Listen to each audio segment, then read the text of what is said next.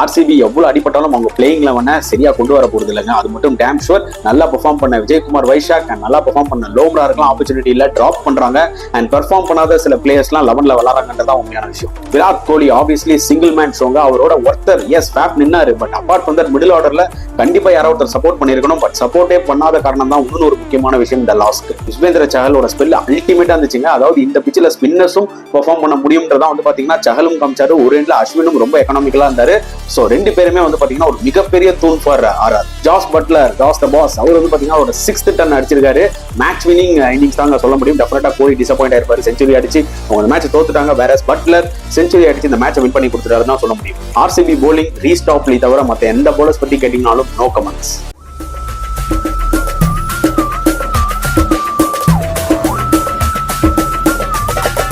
வணக்கம் நண்பர்களே, welcome to my channel cocktail furious. இப்போ நம்ம பார்க்க போற வீடியோ ஐபிஎல் 2024 மேட்ச் 19 ரிவ்யூ தான். Yes, RR versus RCB at Jaipur and Rajasthan Royals வந்து 6 விக்கெட்ஸ் வித்தியாசத்தில் வின் பண்ணிட்டாங்க.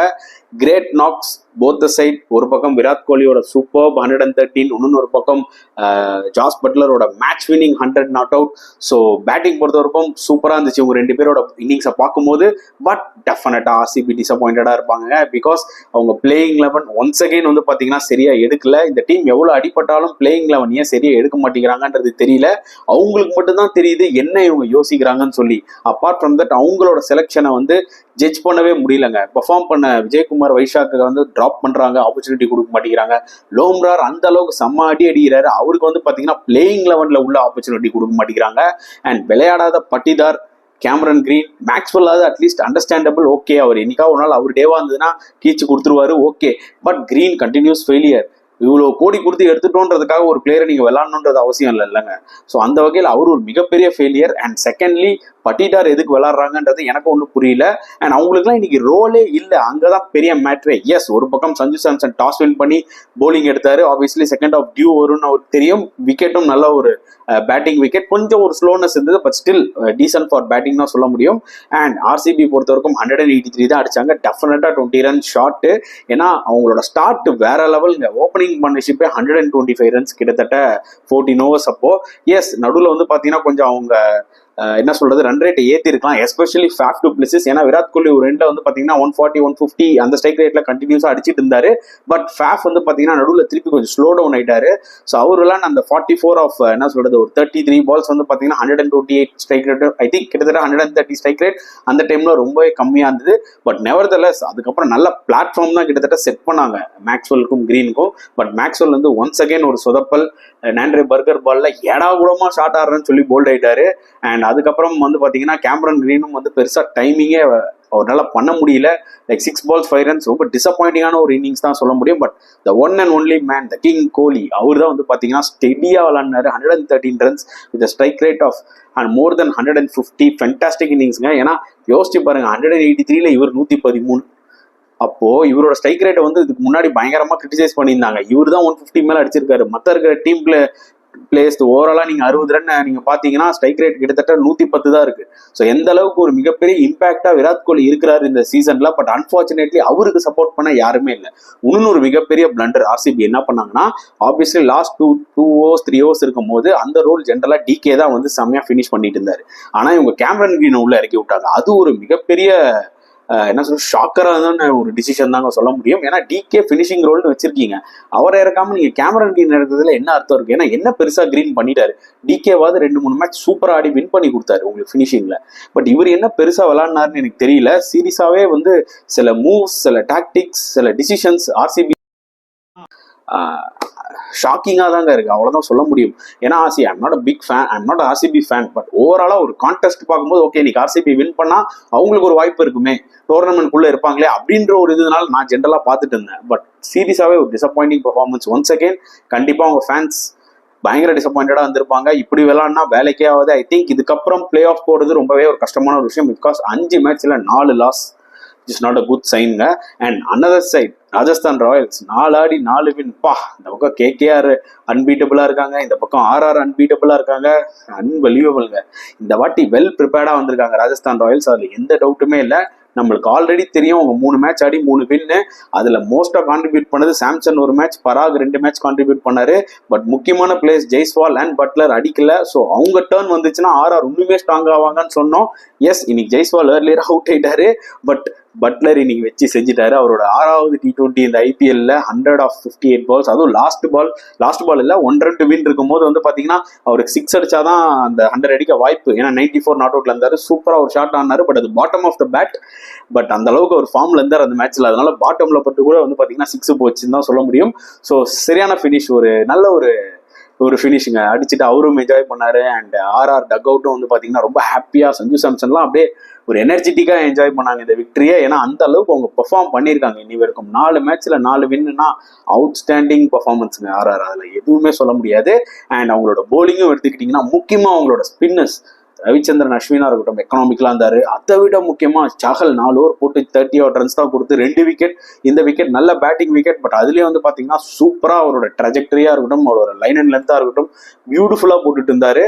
நிஜமாவே பாராட்டணுங்க. இந்த அளவுக்கு கன்சிஸ்டண்டா வந்து ஒரு போலர் போட முடியுமா, ஒரு ஸ்பின்னர், ஒரு லெக் ஸ்பின்னர்னு. So Chahal is a trump கார்டுங்க எனக்கு தெரிஞ்சு ராஜஸ்தான் ராயல் போக போக. ஏன்னா பிக்சர்ஸ் இன்னும் போக போக ஸ்லோவாகும், டேர்ன் ஆகும். ஸோ சஹல் வந்து டெட்லியா இருப்பாருன்றதான் என்னோட ஒரு point of view. And yes, maybe 10 Boult கொஞ்சம் டிசப்பாயிண்ட் பண்ணிருக்கலாம் இன்னைக்கு. நாண்ட்ரே பர்கர் செகண்ட் ஸ்பெல் வந்து நல்லா போட்டாரு. அவிஷ்கானும் கொஞ்சம் டிசப்பாயின்மெண்ட் தான்.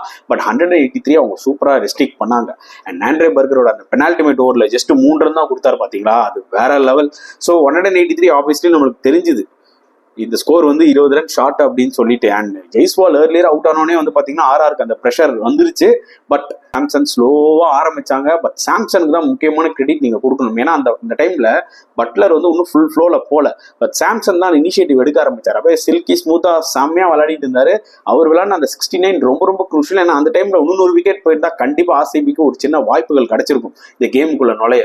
பட் அந்த பார்ட்னர்ஷிப் வந்து பாத்தீங்கன்னா கேம் ஆர்சிபி கிட்ட இருந்து அந்த கேமை தூக்கிட்டு போயிட்டாங்கன்னு தான் சொல்ல முடியும். 2 பேருமே லாஸ்டா கொஞ்சம் விக்கெட்ஸ் போச்சு. பட் ஆல்ரெடி அந்த டைம்ல வந்து பாத்தீங்கன்னா ரிக்வயர்ட் ரேட் 6க்கு கீழே இருந்ததுங்க.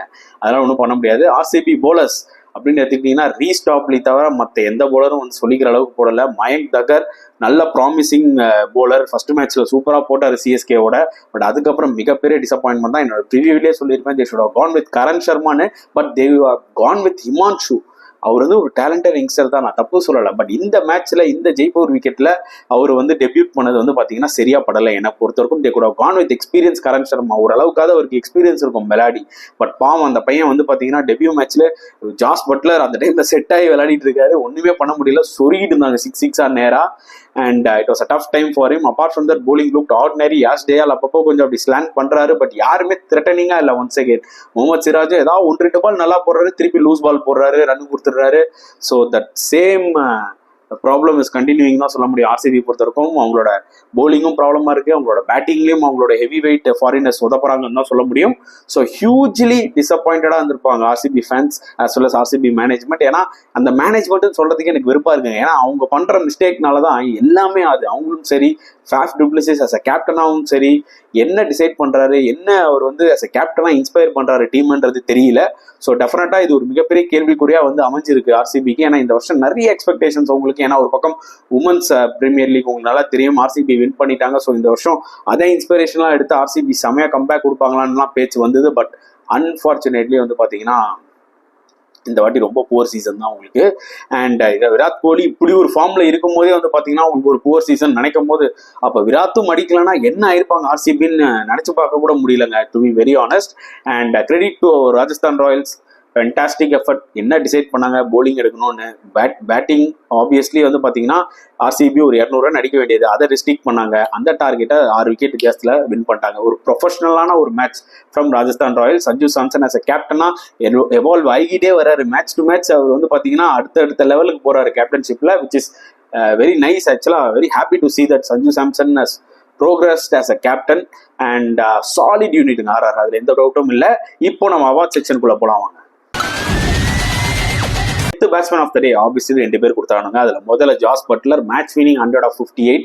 அது நம்ம மறக்கவே கூடாது. ஏன்னா அவர் அவுட் ஆஃப் ஃபார்ம்ல இருந்தாரு. இந்த மேட்ச்ல ஃபார்முக்கு வந்துட்டு கெத்து பண்ணிட்டாருன்னு சொல்ல முடியும். ஆப்வியஸ்லி ஜாஸ் பட்லருக்கு அந்த ஒரு இனிஷியல் ஸ்டேஜை தாண்டிட்டாரு. ஒரு 2-3 ஷாட் மிடில் மாட்டுச்சுன்னா போதும், அவர் டெட்லி பிளேயருங்க, எல்லாருக்குமே தெரியும்.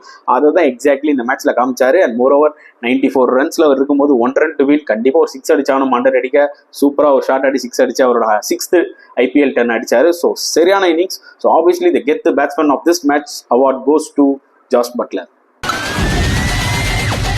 bowler ஆஃப் திஸ் மேட்ச் அந்த அவார்ட் கண்டிப்பா யுஸ்வேந்திர சஹலுக்கு தாங்க கொடுக்கணும். என்ன மாதிரி ஸ்பெல்லுங்க இந்த விக்கெட்ல. 4 overs just 30 odd runs, 2 wickets, fantastic effort. ஏன்னா ஆப்வியஸ்லி சஹல் தான் ஒரு ட்ரம் கார்டு. நான் ஏற்கனவே சொன்ன மாதிரி அவர்கிட்ட இருக்கிற அந்த கண்ட்ரோல் இருக்கு பாத்தீங்களா, அது வேற லெவலுங்க. இன்னும் போக போக வந்து பிச்சர் ஸ்லோ ஆகும் இந்த IPL-ல. ஸோ அதுலலாம் டேம் டெட்லியா இருக்க போறாரு சஹல், அதுல no doubt about it. Fantastic effort from him. And நம்மளோட என்ன சொல்றது bowler ஆஃப் த மேட்ச் வந்து பாத்தீங்கன்னா சஹல் தான்.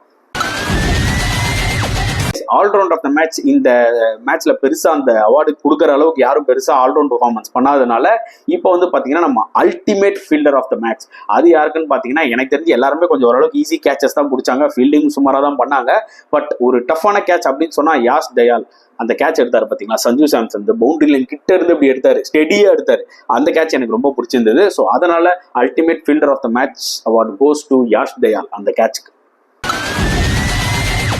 சொதப்பல் of the match obviously Glenn மேக்ஸ்வெல்ங்க.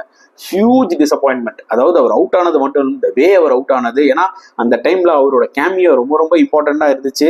And நம்ம பார்த்த மேக்ஸ்வெல் வேற, இப்ப விளையாடுற மேக்ஸ்வெல் வேறன்றதுதான் உண்மையான ஒரு விஷயங்க. கண்டிப்பா RCB ஃபேன்ஸும் சரி டெஃபினட்டா டிசப்பாயிண்ட் ஆயிருப்பாங்க. ஏன்னா நிறைய நம்பிக்கை மேக்ஸ்வெல் மேல வச்சிருந்தாங்க. பட் அவர் இந்த அளவுக்கு ஒரு புவரா ஒரு ஷோ, ஒரு என்ன சொல்றது, ஒரு பிக் ஷோ அவர் வந்து இப்போ ஒரு புவர் ஷோ ஆயிட்டாருன்றதுதான் வந்து உண்மையா சொல்லி ஆகணும். ஸோ ஆப்வியஸ்லி த சொதப்பல் of the match goes to Glenn Maxwell. Turning point of the match அப்படின்னு கேட்டீங்கன்னா பெனால்டி மேட் ஓவர். அதாவது இந்த 19th ஓவர்ல நாண்ட்ரே பர்கர் 3 ரன் தான் கொடுப்பாரு பாத்தீங்களா, அங்கதாங்க மேட்ச் டர்ன் ஆச்சு. ஏன்னா லாஸ்ட் ஓவர் அவிஷ்கானா கிட்டத்தட்ட 14-15 ரன் அடிச்சிட்டாரு விராட் கோலி. ஆனா அந்த பர்கர் ஓவர்ல இன்னும் ஒரு எக்ஸ்ட்ரா ஒரு 10-15 ரன்ஸ் போயிருந்ததுன்னா இன்னைக்கு மேட்ச் இன்னும் கொஞ்சம் க்ளோஸா இருக்கும். I think 200 அடிச்சிருப்பாங்க RCB. பட் அந்த ஓவர்ல 3 ரன்ஸ் போட்டு ஒரு அமுக்குனா இருப்பாருங்க நாண்ட்ரே பர்கர். அது வந்து ஒரு massive turning point of the மேட்சுங்க. அதுல எந்த டவுட்டும் இல்லை. So huge credit to Nandre Burger. Guys, award செக்ஷன்லாம் பார்த்துருப்பீங்க, உங்களுக்கு பிடிச்சிருக்கும்னு நினைக்கிறேன். உங்களோட கருத்துக்களும் தாராளமா கமெண்ட் செக்ஷன்ல போடலாம். அண்ட் இந்த வீடியோ பிடிச்சிருந்தா லைக் பண்ணுங்க, ஷேர் பண்ணுங்க, முடிஞ்சா சப்ஸ்கிரைப் பண்ணுங்க. ஸோ நெக்ஸ்ட் வீடியோல பார்க்கலாம் ஃப்ரெண்ட்ஸ். அன்டில் தென் பாய்.